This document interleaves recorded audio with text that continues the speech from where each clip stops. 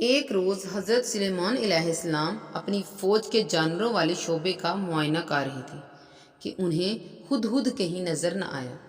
ہدہد کی بلا اطلاع غیر حاضری پر انہیں بڑی حیرت ہوئی۔ ہدہد کی تلاش ابھی جاری ہی تھی کہ وہ اچانک فضا میں اڑتا ہوا نمودار ہوا۔ اس نے حضرت سلیمان علیہ السلام کی خدمت میں حاضر ہو کر کہا کہ وہ یمن میں سبا کے علاقے میں گھوم پھر کر لوٹ رہا ہے۔ اس نے بتایا کہ سبا کے لوگ بہت خوش و خرم اور خوشحال ہیں، مگر وہ گمراہ ہو گئے ہیں۔ اللہ تعالیٰ کی عبادت کرنے کی بجائے وہ سورج، چاند، ستاروں اور دوسرے مظاہر قدرت کی پوجا کرتے ہیں۔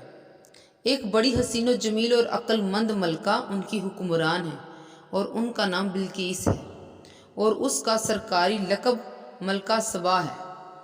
اس کا شاہی تخت بے حد خوبصورت ہے۔ ملکہ بلقیس اپنی رعایا میں بہت ہر دل عزیز ہیں۔ بادشاہ سلیمان علیہ السلام یہ سن کر بہت متعجب ہوئے۔ انہیں سبا کے لوگوں کی کم نظری پر سخت دکھ ہوا۔ انہوں نے ملکہ اور اس کی رعایا کی ذہنی اصلاح کا منصوبہ بنا لیا۔ آپ نے ملکہ کے نام ایک خط لکھا اور اسے اپنی رعایا کی بہتری کے لیے ایک مفید تجاویز دی۔ آپ نے ہدہد کو حکم دیا کہ وہ آپ کا خط ملکہ بلقیس تک پہنچا دے۔ ہدہد حکم سنتے ہی خط کو چونچ میں تھمائے فضا میں پرواز کرنے لگا اور شاہی خط ملکہ تک پہنچا کر فوراً لوٹ آئے۔ ملکہ بلقیس نے شاہ سلیمان کی طاقت، عظمت اور نیکی کی شوکت پہلے ہی سن رکھی تھی۔ ایک طاقتور بادشاہ سے بلا وجہ ٹکر لیتے ہوئے اسے ڈر محسوس ہوتا تھا۔ اس نے سوچا کہ اگر آپ کی خدمت میں چند بیش قیمت تحفے بھیج دیے جائیں تو شاید معاملہ رفع دفع ہو جائے۔ چنانچہ اس نے چند نفیس اور نایاب تحفوں کا انتخاب کر کے اپنے مصاحبوں کے ہاتھ شاہ سلیمان علیہ السلام کو بھجوا دیے۔ جب ملکہ کے تحفے شاہ سلیمان علیہ السلام کے دربار میں پہنچے تو انہیں اس سے بڑا رنج ہوا۔ انہوں نے تمام تحفے فوراً واپس کر دیے۔ انہوں نے ملکہ کے سرکاری مصاحبوں سے کہا کہ ملکہ کو خط لکھنے سے ان کا واحد مقصد اس کی اور اس کی رعایا کی اصلاح تھی۔ بلا وجہ رعب جما کر تحائف ہتھیانا ہرگز مقصود نہ تھا۔ ملکہ کے درباری مصاحبے تحائف لے کر واپس سبا پہنچے تو ملکہ کو اپنی غلطی کا احساس ہوا۔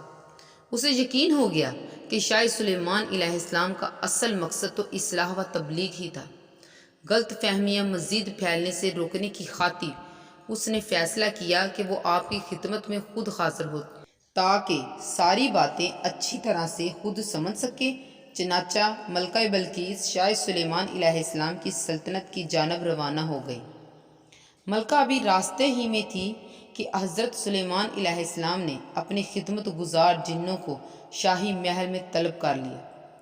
آپ نے ان سے پوچھا کہ کیا وہ ملکہ کے پہنچنے سے پہلے اس کا شاہی تخت اٹھا کر لا سکتے ہیں؟ ایک جن نے کہا کہ وہ دربار کے برخاست ہونے سے پہلے تخت اٹھا کر لا سکتا ہے، مگر آپ تخت اس سے بھی پہلے منگوانا چاہتے تھے۔ بادشاہ کے ایک دانا اور پرہیزگار درباری کو اللہ تعالیٰ نے بہت فہم و فراست اور علم و حکمت سے نوازا تھا۔ اس نے کہا کہ وہ ملکہ کے تخت کو پلک جھپکنے میں اٹھا کے لا سکتا ہے۔ آپ نے اسے حکم دیا تو دیکھتے ہی دیکھتے ملکہ کا تخت حضرت سلیمان علیہ السلام کے شاہی محل میں پہنچ گیا۔ دراصل شاہ سلیمان ایک بڑے لطیف طریقے سے ملکہ بلقیس کی عقل و دانش کا امتحان لینا چاہتے تھے۔ وہ اسے رائے راست پر لانے کی خواہش مند تھے۔ کافی غور و فکر کے بعد آپ نے ایک منصوبہ بنایا جس کی مدد سے ملکہ کو صحیح راستے پر چلنے کی ترغیب ہو سکے۔ انہوں نے جلدی ملکہ کے تخت میں کچھ رد و بدل کروا لیا جس سے اس کے پہچاننے میں قدرے دقت ہونے لگی۔ جب ملکہ بادشاہ کے دربار پہنچی تو آپ نے اسے پوچھا کہ کیا آپ نے ایسا شاندار تخت پہلے کبھی دیکھا ہے؟ ملکہ نے تخت پر نگاہ ڈالی اور بہت سوچ میں پڑ گئی۔ وہ تخت اس کے اپنے تخت جیسا ہی تھا اور اس سے مختلف بھی۔ بڑی دیر کے بعد اسے بات سمجھ آئی کہ وہ بدلا ہوا تخت تو دراصل اسی کا تخت تھا۔ اس پر اسے بہت تعجب ہوا اور وہ حضرت سلیمان علیہ السلام کی قوت کا متعارف ہو گئی۔ حضرت سلیمان علیہ السلام کے محل میں ایک بہت بڑا ہال تھا جس کا فرش عمدہ شیشے کی چادروں سے بنایا گیا تھا۔ شیشے کے نیچے ایک ندی بہتی تھی۔ عام دیکھنے والوں کو یوں معلوم ہوتا تھا جیسے ہال میں پانی کی جل تھل ہو۔ جب ملکہ ہال میں پہنچی اور فرش پر چلنے لگی تو اسے بھی ایسے محسوس ہوا جیسے اس کے پاؤں کے نیچے پانی بہہ رہا ہو۔ وہ اپنا لباس ذرا اونچا کر کے بڑی احتیاط سے چلنے لگی کہ کہیں پھسل نہ جائے یا پانی سے اس کے کپڑے گیلے نہ ہو جائیں، مگر اسے جلدی ہی پتہ چل گیا کہ اصل حقیقت کیا ہے۔ اس چھوٹے سے واقعے سے بھی ملکہ کو احساس ہونے لگا کہ بسا اوقات اصل بات ہوتی کچھ اور ہے اور نظر کچھ اور آتی ہے۔ اسے چیزوں اور معاملوں کی اصل تہہ تک پہنچنے کا شوق چرانے لگا۔ حضرت سلیمان علیہ السلام نے ان سب باتوں کی منصوبہ بندی اس عقل مندی سے کر رکھی تھی کہ ملکہ کو بات بات پر کھرے کھوٹے، اصلی اور نقلی اور نیک اور بد میں فرق سمجھنے کی ضرورت محسوس ہونے لگی۔ چونکہ ملکہ ذہانت و فراست میں پہلے ہی بہت تیز تھی، اس لیے اس نے اپنے تمام مشاہدوں اور تجربوں کے اصل معنوں پر سنجیدہ غور فکر شروع کر دیا۔ اسے جلد ہی معلوم ہونے لگا کہ بسا اوقات انسانی نظر اور عقل دھوکہ کھا جاتے ہیں۔ نظر کچھ اور آتا ہے اور اصل بات کچھ اور ہوتی ہے۔ کئی بار چیزوں کے ظاہری عکس سے انسان یہ دھوکہ کھا جاتا ہے کہ وہ عکس نہیں بلکہ اصل اشیاء ہے۔ چنانچہ اس کی توجہ اصل اور صحیح سے ہٹ کر نقل اور عکس پر جمی رہتی تھی۔ ملکہ کو یہ بات فوراً سمجھ آ گئی کہ سورج، چاند، ستارے اور دوسرے تمام مظاہر فطرت دراصل ایک عظیم تر ہستی کی تخلیق ہیں۔ وہ عظیم تر ہستی ہی ان کی اصلی خالق ہے۔ ہر شے کے اصل خالق ہونے کی وجہ سے صرف وہی عظیم تر ہستی عبادت کے لائق ہے، نہ کہ چاند، ستارے، سورج اور دوسری چھوٹی بڑی اشیاء جو محض اس کی پیداوار کی ہوائی نشانیاں ہیں اور جو کسی طرح بھی پوجا پرستش کے لائق نہیں ہو سکتی۔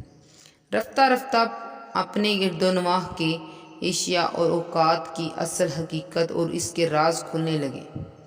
نئی سوچ سے اسے ایک نئی مسرت، نئی لذت محسوس ہونے لگی۔ وہ فوراً حضرت سلیمان علیہ السلام کی تعلیمات پر ایمان لے آئیں۔ ملکہ کے علم اور عقل میں مفید اضافہ ہو چکا تھا۔ اس کی آنکھیں کھل چکی تھیں۔ وہ بے حد خوش اور بہت مطمئن نظر آ رہی تھی۔ نیا علم اور نئی روشنی لے کر ملکہ بلقیس شاہ سلیمان علیہ السلام کی سلطنت سے خوشی خوشی واپس رخصت ہوئی اور لمبا سفر طے کر کے واپس وطن پہنچ گئی۔ واپس پہنچتے ہی اس نے نئے تجربوں، مشاہدوں اور علم و حکمت سے اپنی رعایا کو فائدہ پہنچانا شروع کیا۔ دیکھتے ہی دیکھتے سبا میں نئی سوچ، نئی مسرت اور نئی خوشحالی کے ایک عظیم الشان انقلابی دور کا آغاز ہوا اور ساری رعایا حضرت سلیمان علیہ السلام کی تعمیری تعلیمات سے بخوبی مستفید ہونے لگی۔ اللہ تعالی ہمیں بھی اس چیز کی ہدایت دے تاکہ ہم نیک اعمال کر سکیں اور بدیوں سے بچ سکیں۔ جزاک اللہ خیر۔ اگر آپ کو ہماری یہ ویڈیو پسند آئی ہو تو لائک اور سبسکرائب کرنا نہ بھولے گا اور بیل آئیکن کے بٹن کو بھی دبا دیں تاکہ ہماری آنے والی ویڈیو مزید آپ تک پہنچ سکے۔ تب تک کے لیے جزاک اللہ خیر۔ اللہ حافظ۔